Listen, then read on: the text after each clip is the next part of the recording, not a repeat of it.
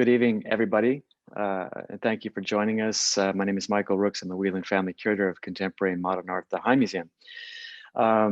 Tonight's program is in celebration of our 2020 Driskell Prize winner, Jamal Cyrus. And of course, the Driskell Prize is named for David Driskell, the renowned African-American artist and scholar. And by the way, we just opened last night an amazing survey exhibition of David's work at the museum. Please come see it. But our Driskell Prize was established in 2005, and it was the first national award to celebrate an earlier mid-career scholar or artist whose work makes an original and important contribution to the field of African-American art and art history. Since the prize's inception, the funds have supported the acquisition of more than 50 works by African-American artists for the High Museum's collection. And before I introduce tonight's esteemed guest, I'd like to thank you all, High Museum members in attendance, for your support of the museum. What you do for us is invaluable and fuels our mission. If you're not yet a member of the High Museum or need to renew, please visit high.org at the end of the program. Now, to introduce our speaker this evening, Jamal Cyrus. Jamal is a Houston-based artist who completed his undergraduate work at the University of Houston and his master's degree from the University of Pennsylvania. And like David Driskell, he was also a Skowhegan School of Painting and Sculpture alum. Cyrus is also a member of the artist collective Autodidacticism Jones and Associates, which is a Houston-based collective founded in 2002 by artist and educator Autodidacticism Jones in collaboration with Dawolu Jabari Anderson, Jamal Cyrus, Kenya Evans, and Robert Pruitt, among others. 3 points of the group's pedagogical mission their mission is manifested in the form of actions, writings, and installations. But those 3 points are to A, underscore the challenging intricacies of representation across the African diaspora. 2, to establish a cross-generational progression emanating from the transatlantic experience. And 3, as they write in their mission statement, quote, to mess with Whitey, unquote, quoting from Sam Greenlee's 1969 classic satire titled The Spook Who Sat by the Door. Among his many awards, Cyrus has received a Joan Mitchell Foundation grant, a BMW Art Journey Award, the Lewis Comfort Tiffany Foundation Award, the Arcadia Houston Award, and the Smithsonian Artist Research Fellowship.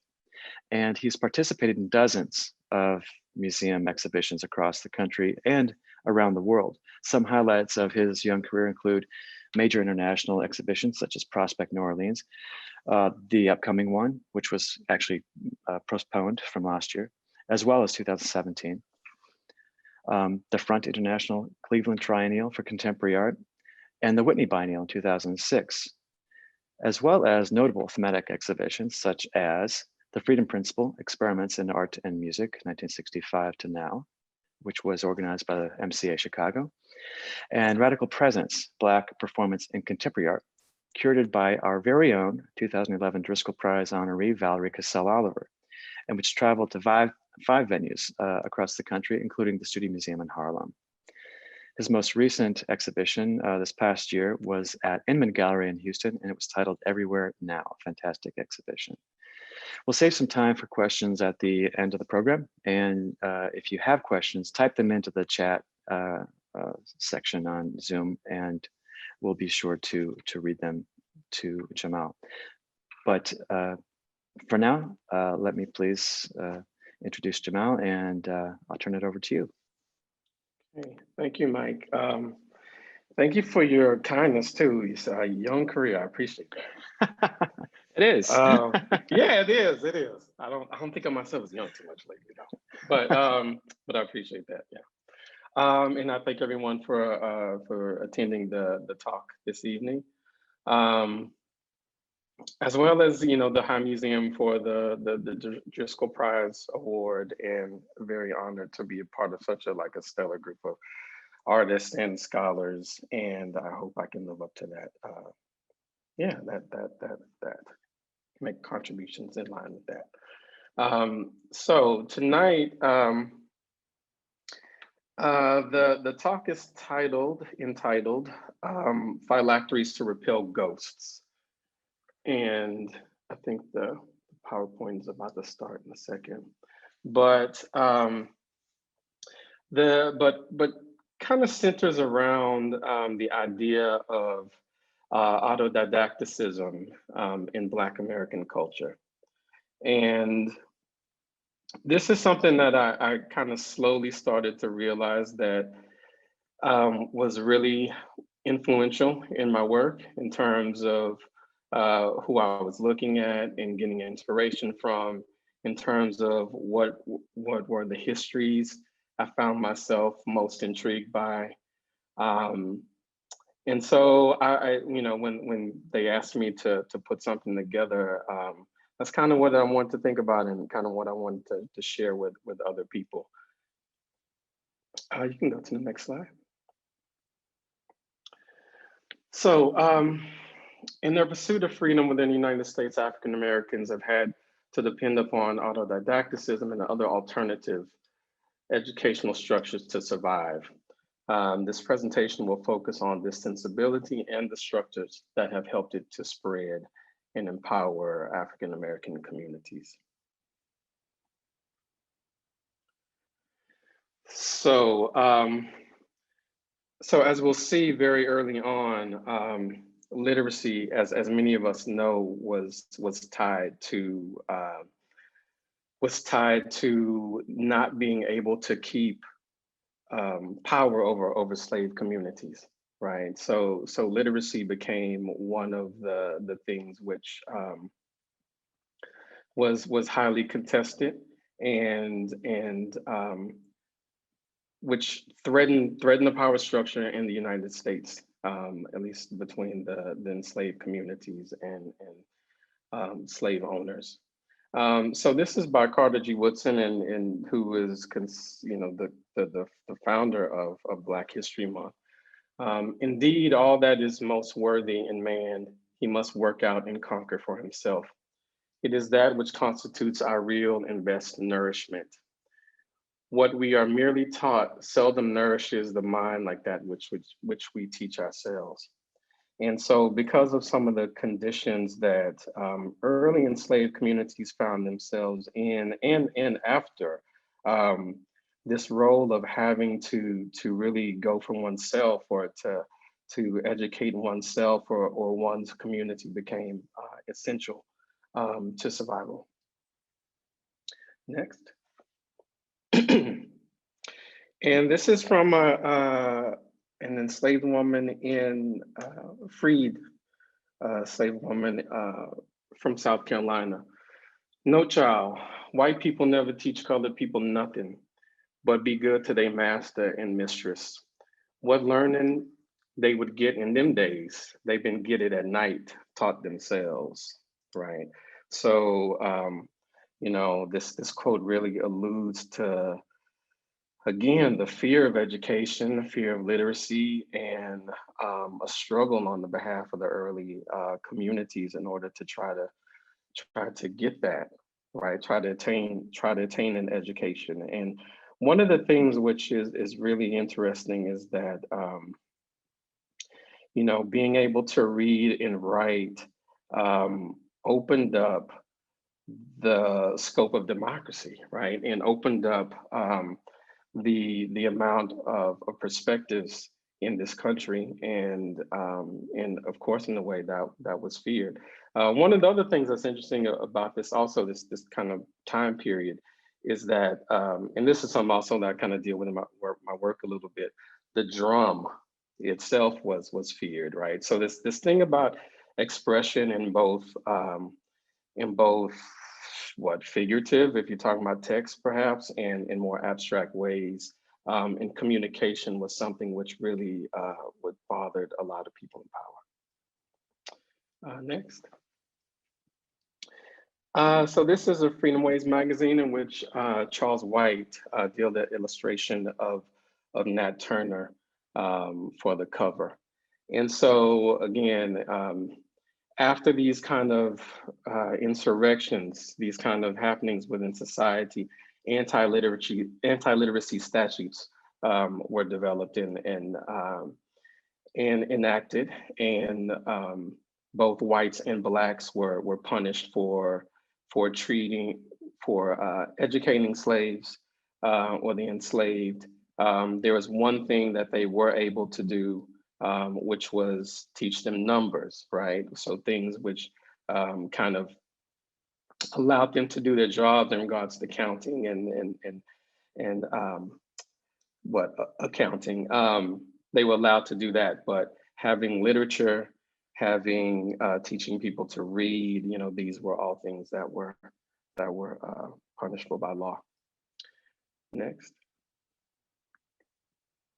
So the insurrection of Nat Turner being, you know, propelled by like a visionary reading of the Bible, right?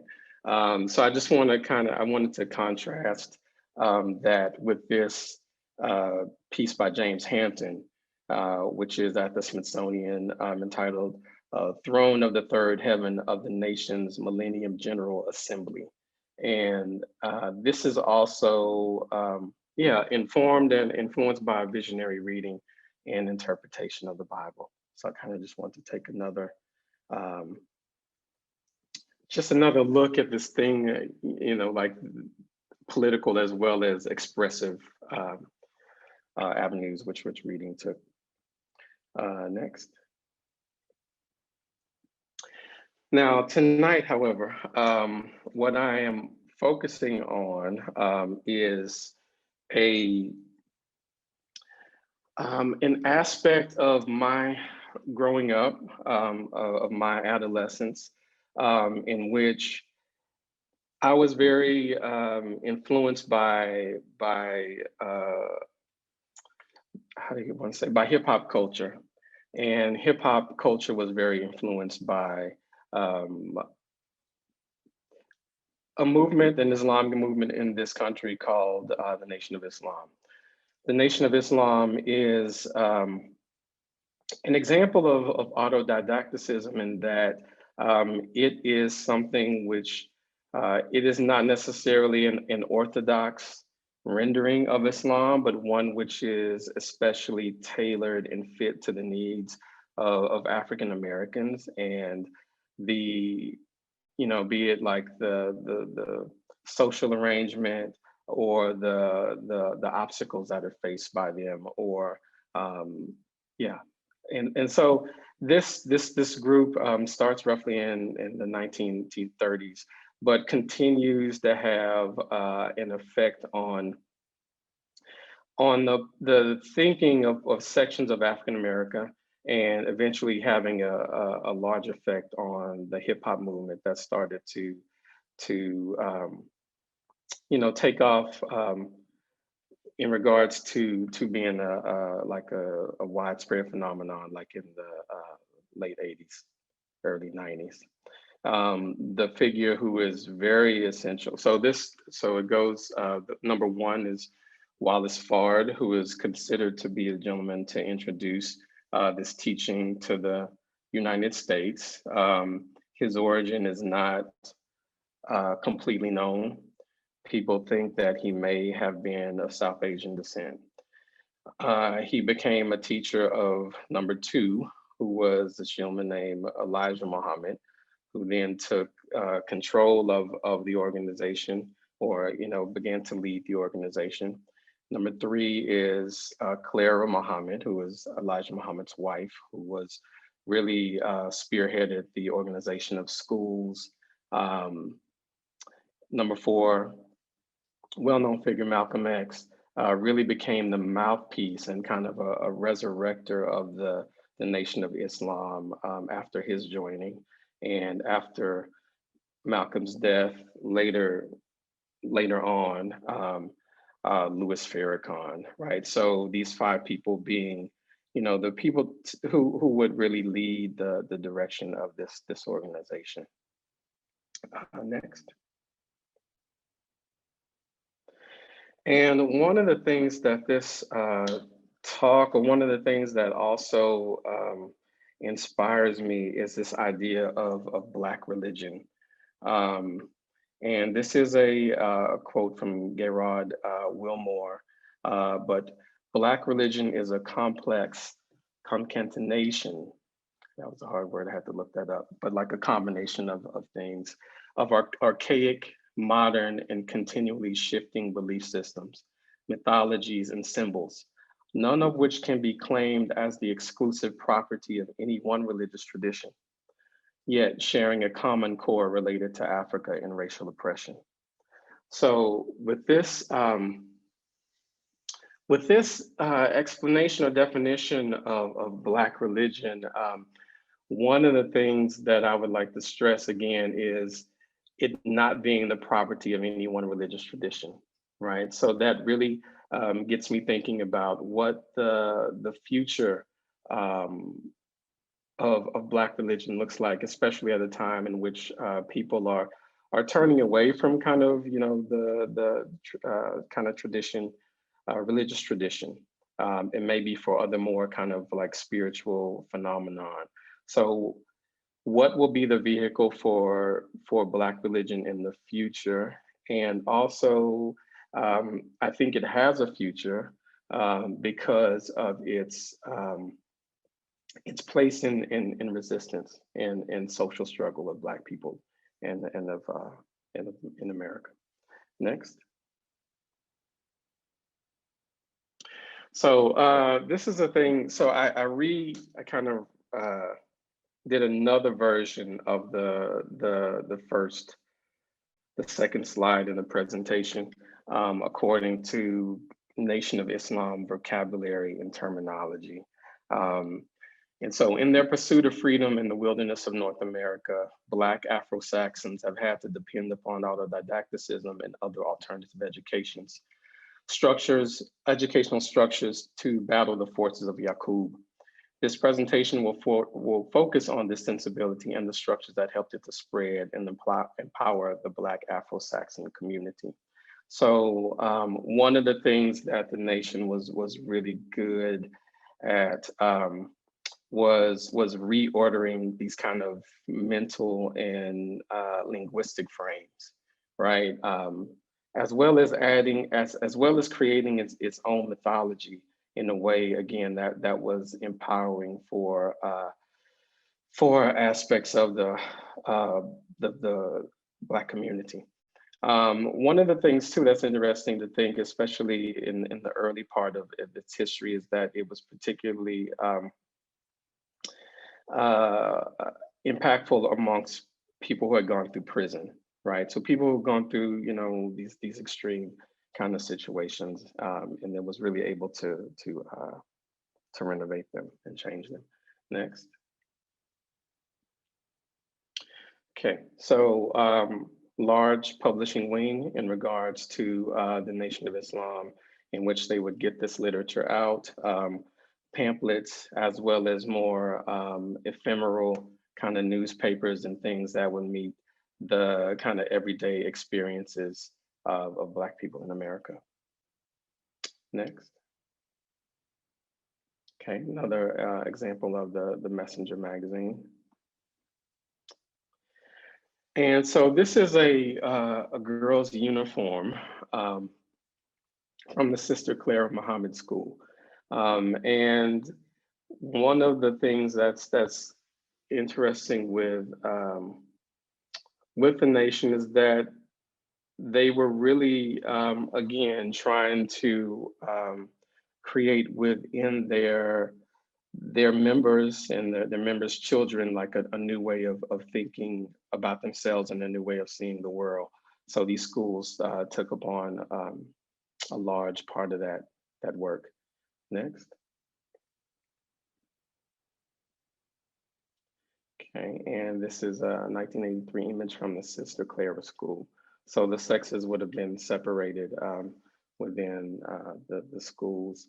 Also, if you notice, they have on no shoes. So,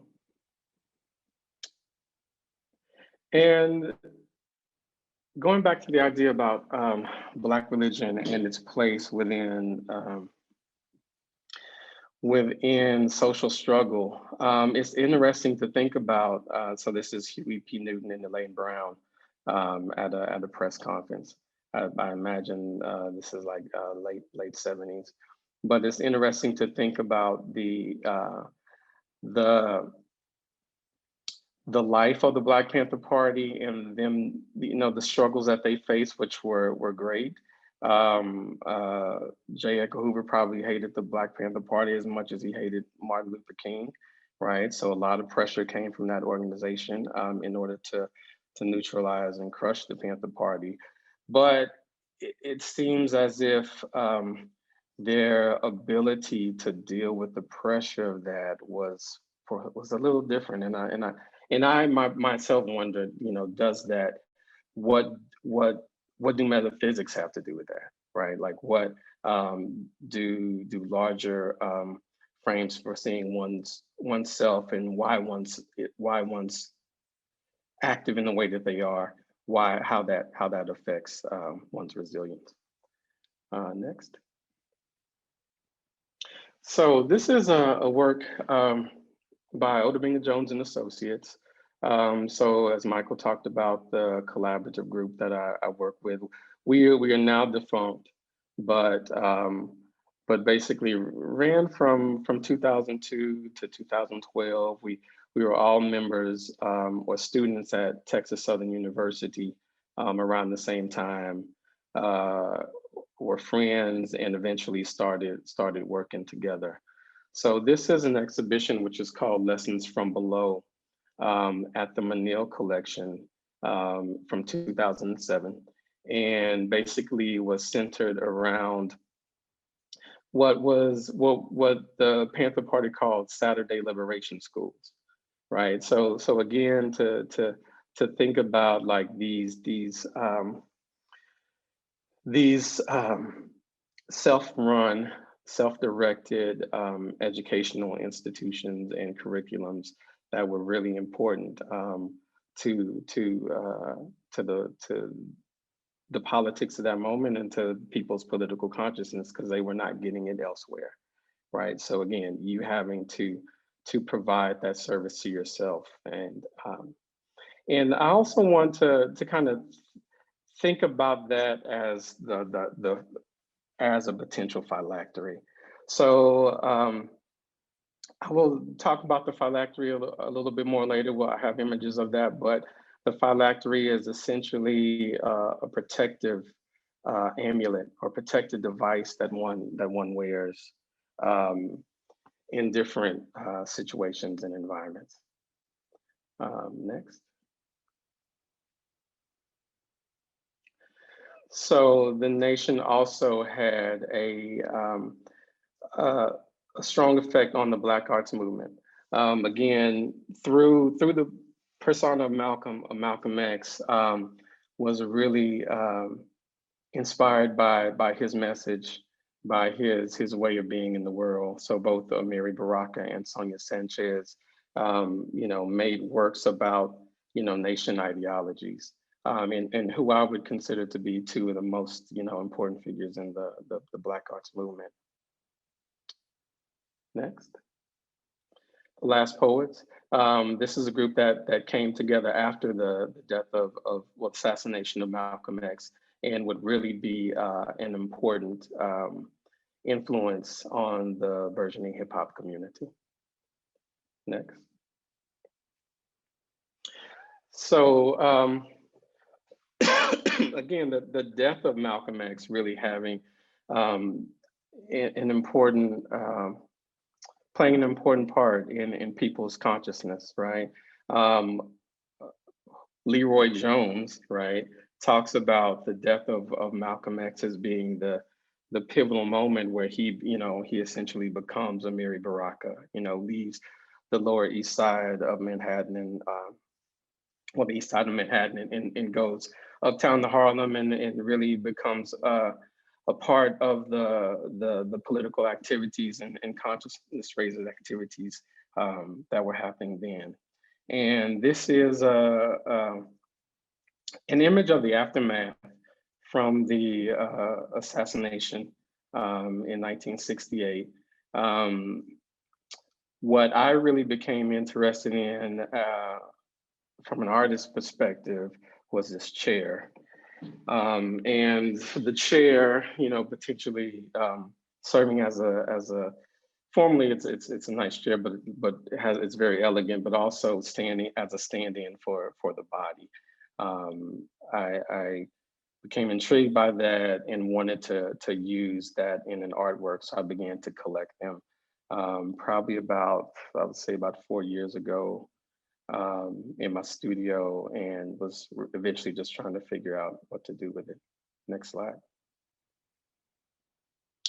So I want to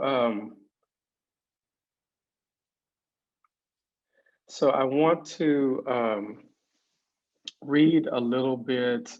Well, I'm going to read this poem by Larry Neal about Malcolm X. And Larry Neal is also with Amiri Baraka, was one of the founders of the Black Arts Movement. So it's the summer after Malcolm. The summer after Malcolm, I lost myself in the jet stream of mad words, acts, goading bits of love memory like that. It was a cold bitch. I mean the pain. Dig, all summer long, I could see Malcolm's face drifting with the sound of Harlem children. Old men played checkers on the blocks running between 7th and 8th.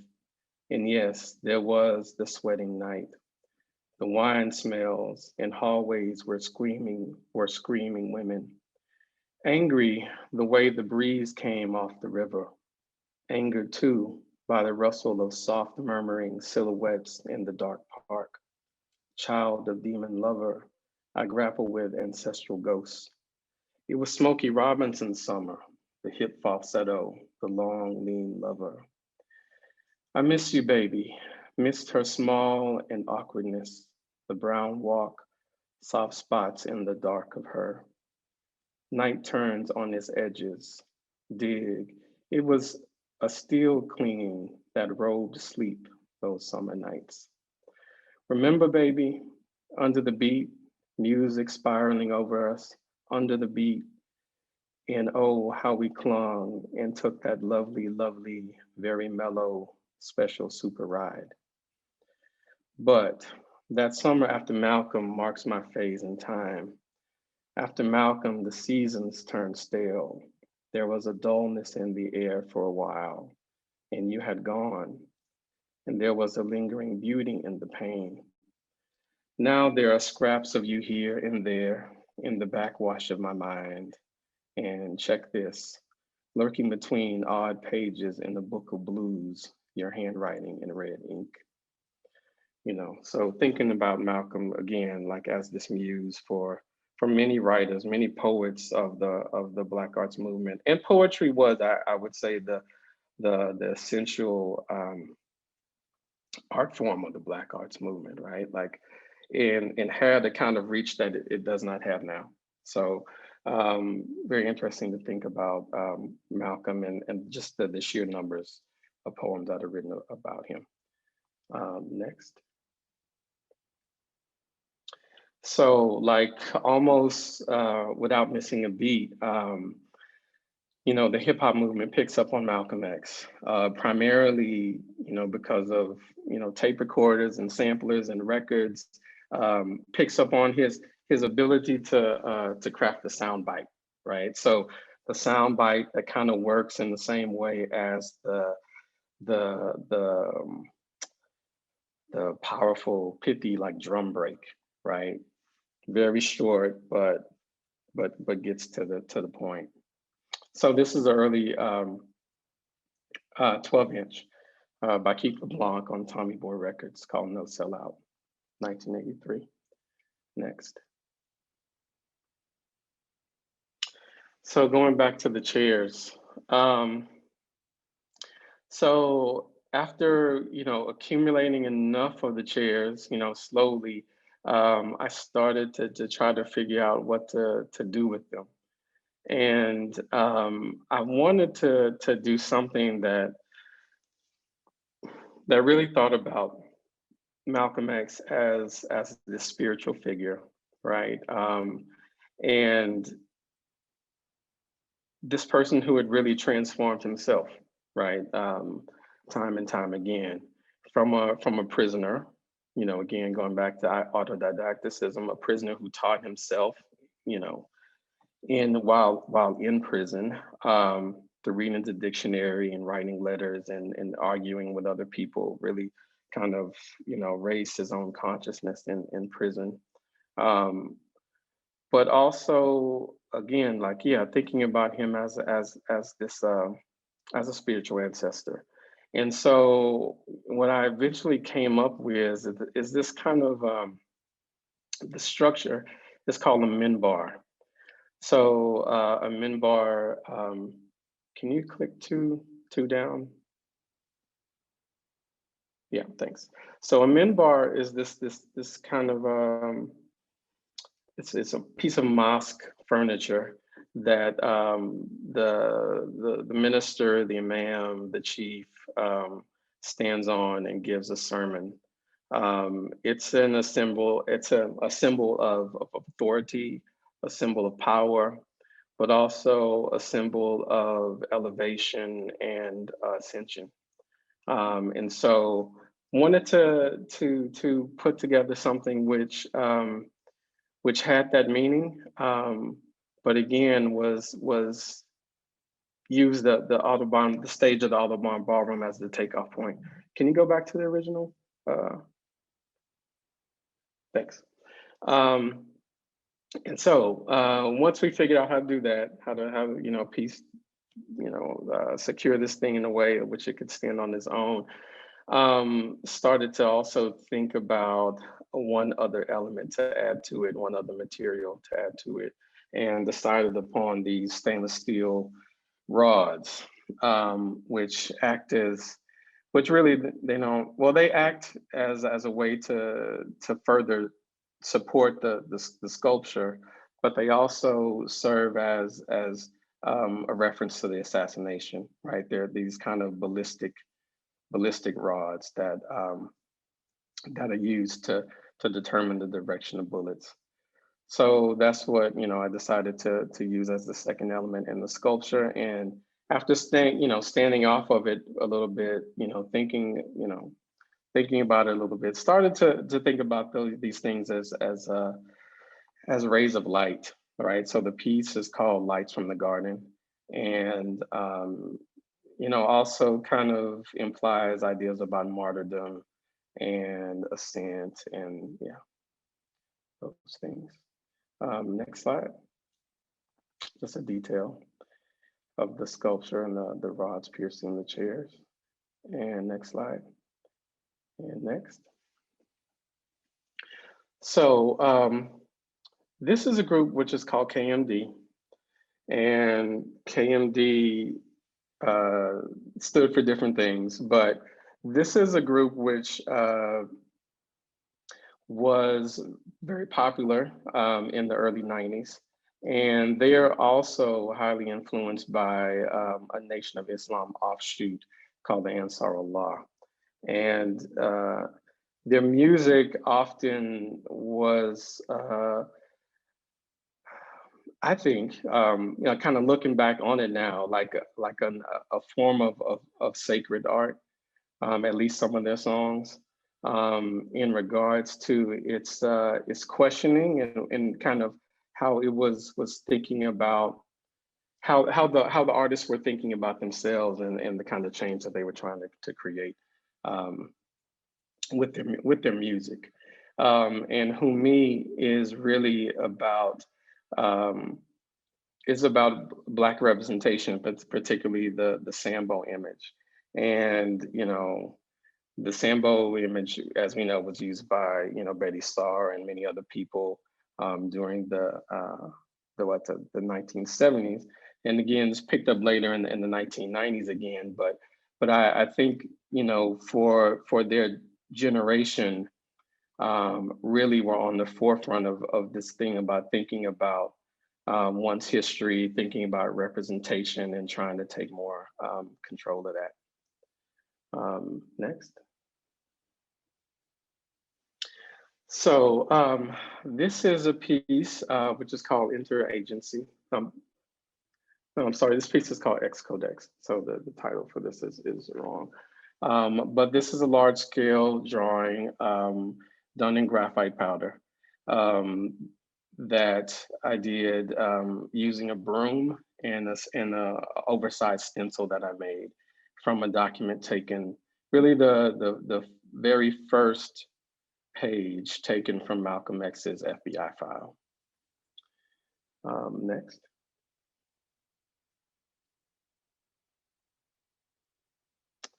So these files became for me like an alternative reading of or alternative documentation of history. So we know that the autobiography of Malcolm X is this really important text within kind of Black radical thought, Black spiritual thought as well.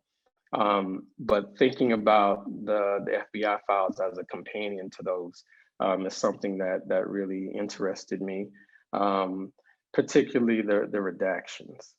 And so I originally was responding formally to the redactions. The redactions are, you know, these kind of mysterious shapes, very Franz Kleinish, you know, but the redactions to me also started to just to kind of stand in for the situation for many Black Americans not knowing aspects of their history, right? The blank spots, the holes within their history.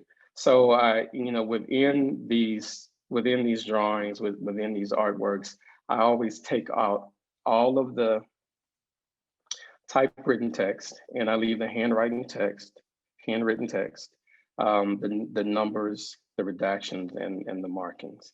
And I kind of do this in a way that I feel that these are all elements which leave themselves up to another form of interpretation, right? And another kind of reading. And so that's why I leave that there. I leave them there. This piece here, it's called X-Plane. And it's formulated, you know, the jump off point for the piece is a prayer rug, you know, which essentially is a ritual space. But after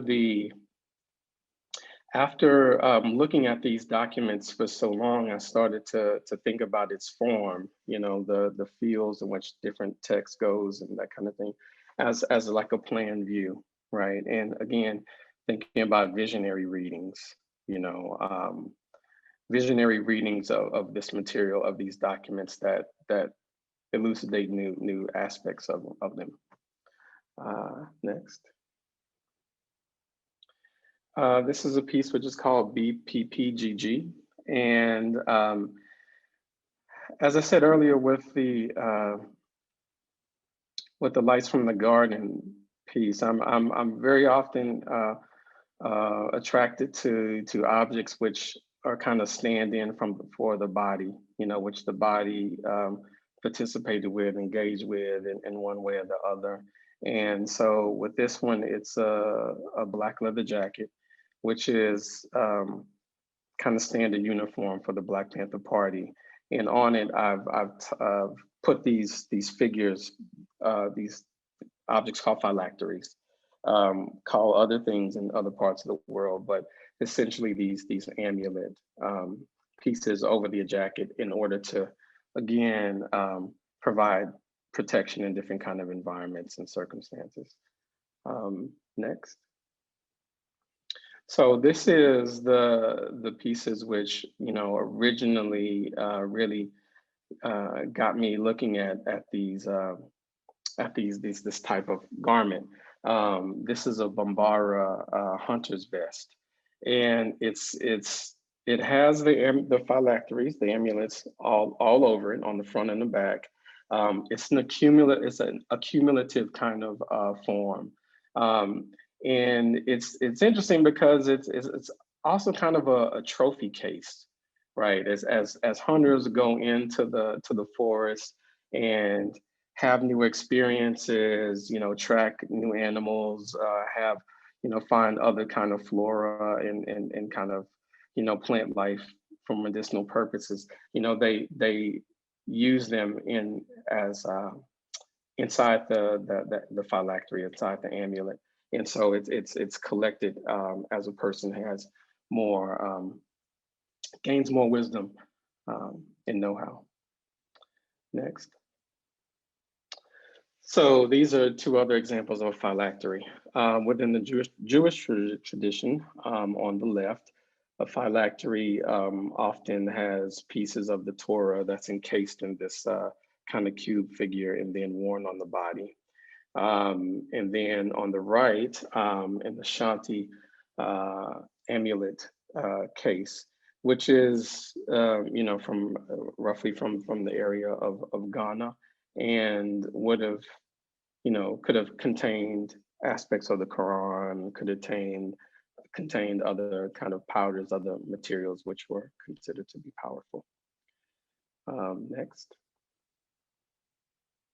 Now, in the diaspora, the Afghan diaspora, these things were picked up in different places or created in different places. And in the Spanish-speaking part of the world, they were called mandingas, in association with I believe it's with the Mande people from Mali, who were known to make them, to create them. And they were, again, sources of protection. And in this situation, he also, well, the guy who's writing about this practice within the diaspora also considered tattooing to be a source of that, like a kind of protective device that these women would wear. So there's one around her neck, one on her hand, which is you know, the tattoo, and then there's another little couple of bags, which is around the sash around her waist. Next. And this is a piece, well, a series of pieces I'm working on called the Jet Auto Archive. And this is a collage which is made from tearing up different issues of Jet magazine. In this particular case, four issues which were around the time of the LA Rebellion. The LA Rebellion was the first kind of like social event of that nature that I experienced, at least watched on television in my late teens, my first year in college. And I wanted to make like a commemorative kind of piece to that. It's interesting, like I evolved a system of tearing up these magazines and putting them back together. And as I was doing it, it started to take on the look of kente cloth. And that was just a coincidental kind of occurrence. Now, another interesting thing is like the first pieces within this series were all done onto canvas. And as Michael said a little bit earlier, I was fortunate enough to receive this award from BMW, in which I traveled to Ghana and a few other places. And in Ghana, I got to see how they made kente cloth. And basically, kente cloth is made in these strips, right? It has a front and a back, which the designs are accessible on. You can see the designs on the front and the back, and then they're stitched together to compose like an entire textile that'll fit over the body. So when I saw how they were making them, I figured I no longer need to glue it to like this substrate. I could just kind of glue it to itself. And so it makes this interesting. It makes the process very interesting because there's a seen and an unseen element to it, right? Or there's it's all kind of automatic, but there's a part which I'm seeing in the composition and the part which I'm not seeing, right? So I really like that element that it brings to it. Next slide, please. And also onto the textile. Again, from traveling in Ghana, I started to learn more about the different applications and uses of cloth. particularly the kente cloth, and wanted to include the mandingas, the phylactery piece, which is taken from a section of the autobiography of Malcolm X, which I've cut up and kind of reformed. And next. And I believe this is the final slide. This is a piece which is called Remembrance for H. Freeman. And H. Freeman is a gentleman who I met probably in the early to mid 1990s. He was part of a group which was called the TSU 5. And the TSU 5 was a young group of men who were accused of starting a rebellion on the campus of Texas Southern University, where I was attending and where I teach at now, in which one police officer was killed, I believe named Louis Kuba. And it was shown that Louis Kuba was actually killed from friendly fire. However, these men were still arrested and taken into custody and tried. They were all let go, but spent a decent amount of time in jail, and of course stress that went along with that. And the thing that is interesting about it is that he never told me that story. I had to learn about that much later. We mainly talked about jazz. And so this is a record from his collection. I know his wife. He's passed now, but I know his wife, and she gave me his copy of A Love Supreme. And one of the interesting things about A Love Supreme is that there is an apocryphal story, which may not be apocryphal, but it's not exactly tracked, like many jazz histories though, in which it's thought that A Love Supreme was originally to be titled Allah Supreme. And this has, but because of different issues with the record company and some of the politics that were going on in at the time, Coltrane decided not to do that and instead entitled the work A Love Supreme. Yet within the liner notes and formally within the acknowledgement, the song acknowledgement, there are references to Islamic spiritual practices and ideologies.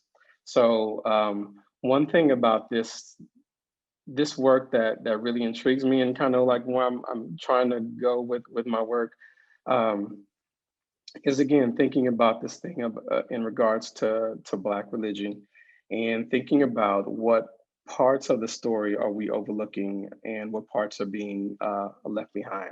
Particularly again, like with this section of Islamic contributions to Black popular culture, Islamic contributions to American culture. I think it's just a field which is kind of taking off now in terms of like academics and in regards to things that are happening within the Islamic community. So what I did was take the cover, scanned it, blew it up and kind of wrapped it around the stretcher and redid the text. I had text, Arabic text designed that was based off of the original English typeface. That says Yahya Kul Train, and then it says Allahu Akbar, which is essentially Allah Supreme. So that is, that's the end of my presentation. But these are some of the things again that are influencing my work, and then I'm trying to think through and develop.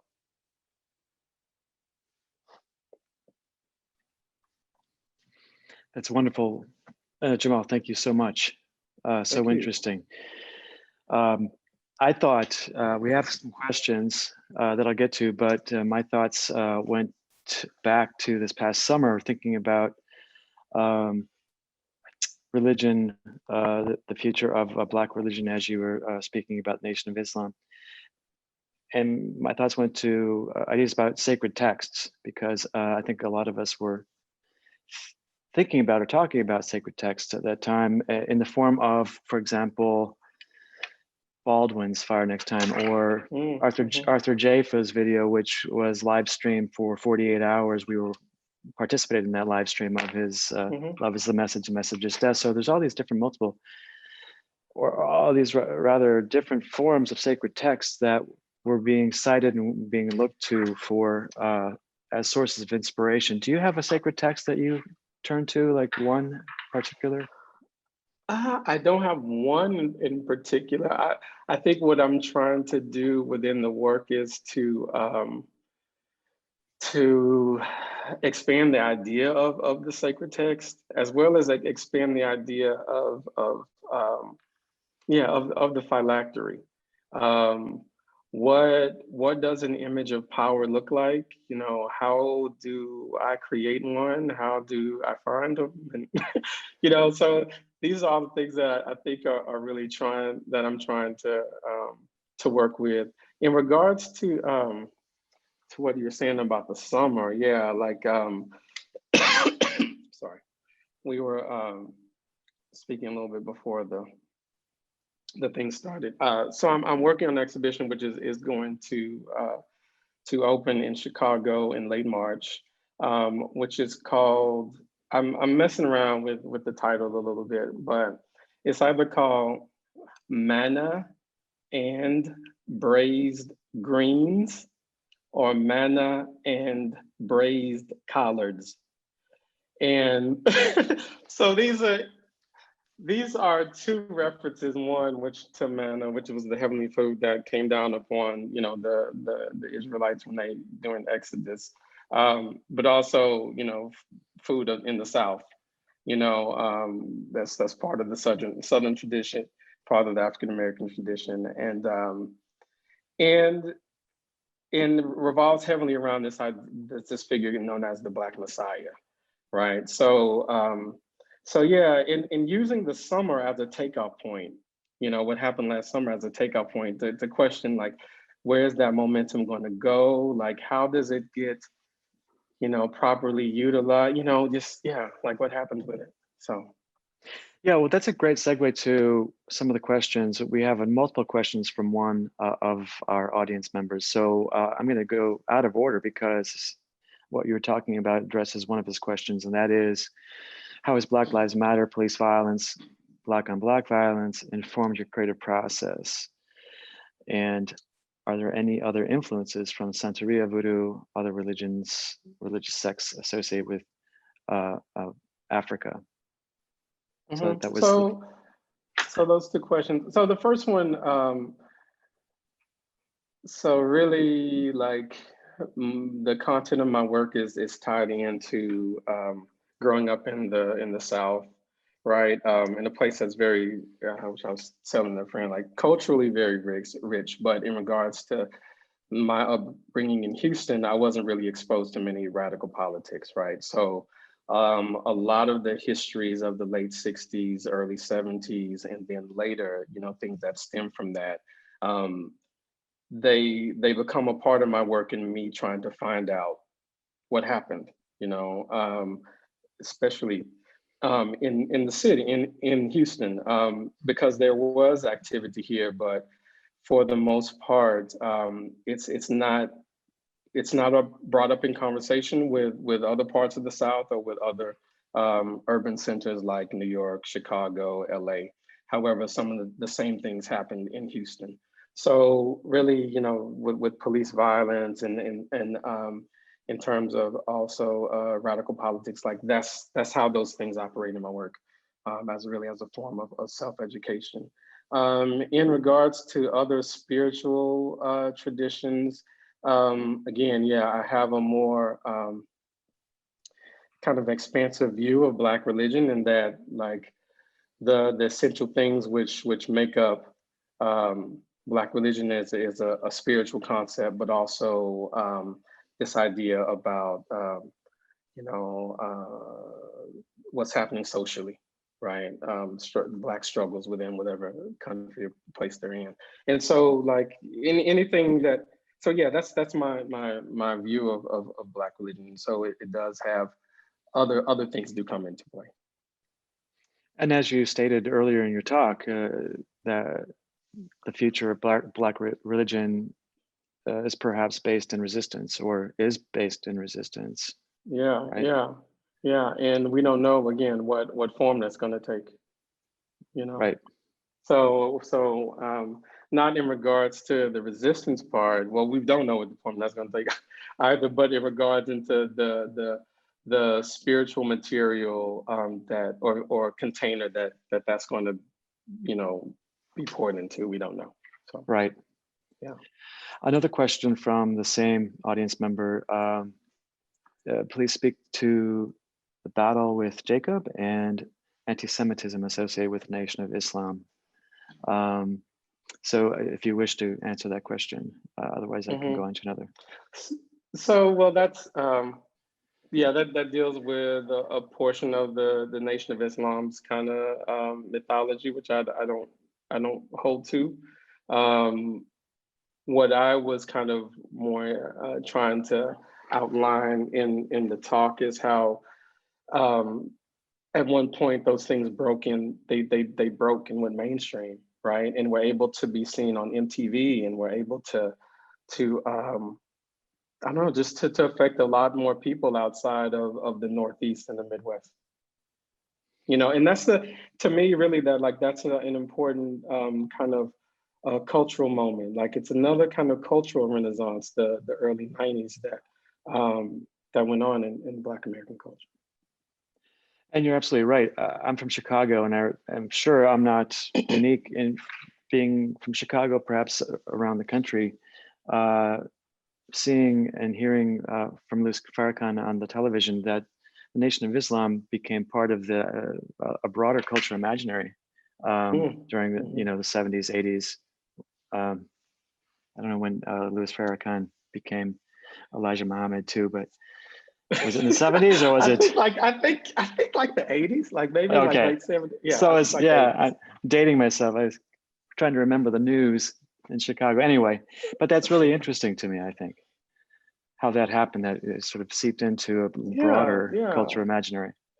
Yeah, I mean, I think it partially has to deal with, you know, and I've just recently started coming to this conclusion, is that, like, you know, growing up here in Houston, I really experienced a very colonial education, you know, and so things which fell outside of that realm, that territory, really interested in me, and it sparked my imagination, and it kind of put me on my own path of research, you know, and that's, it's interesting enough, like, you know, like 20 years later, I'm still trying to figure that out, you know.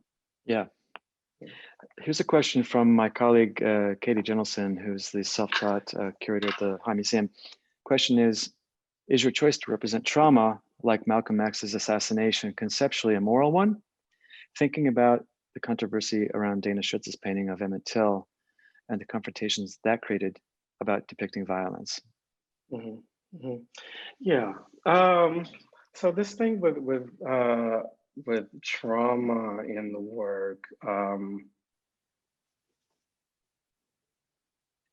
So again, that piece it's a site of an assassination, but also thinking about formally about the minbar structure. It's a symbol of ascension and spiritual elevation, right? And I'm not sure if I brought it up also, but one of the ways I really started to think about Lights from the Garden is kind of like in connection to Bernini's Ecstasy of Saint Teresa. Exactly. You know, yeah, and thinking about that moment as being just a transformational moment, or a moment of ecstasy. So I don't solely see it as a site of trauma. I don't solely see it as a site of trauma. And really interestingly, people talk about his mindset before he went into that situation, and basically he knew that he was in danger, and yeah, so it's there are other parts of the story that also take it away from a strictly a idea about assassination and murder. We have a comment from another audience member. A great presentation. I agree. Thank you. Awesome presentation. It speaks to how radical questioning often flows from a component of autodidacticism that leads to discoveries of what should not have been, quote, hidden, unquote. If you care to respond to that. To respond to that, yeah, I mean, I did say I'm not a historian. So in my own way, like, yeah, I do follow the line of autodidacticism, and I am most often interested in oral histories and things that allow me kind of a little bit of room to envision something else, or to play with them, or to, like, you know, to work with them as an artist and not like a documentarian. So I think I appreciate that comment. But your work is so research based. This is my own question. Do you maintain an archive? I mean, you get to, you know, so. I do. Go so deep. Loose. I do. Yeah. I mean, of course, a lot of books that I only read a couple little sections from. Photographs. We talked about a little bit earlier about my eBay shopping forays or whatever. So all of those kind of make up my archive, I feel. Yeah. Here's a question from another audience member. Have you seen the tree sculptures of Jack Johnson in Galveston? I have not seen that. I know Jack Johnson's from Galveston, but I haven't seen the tree sculptures in Galveston. Yeah. Why do we have one more question, I think, here just came in. Question.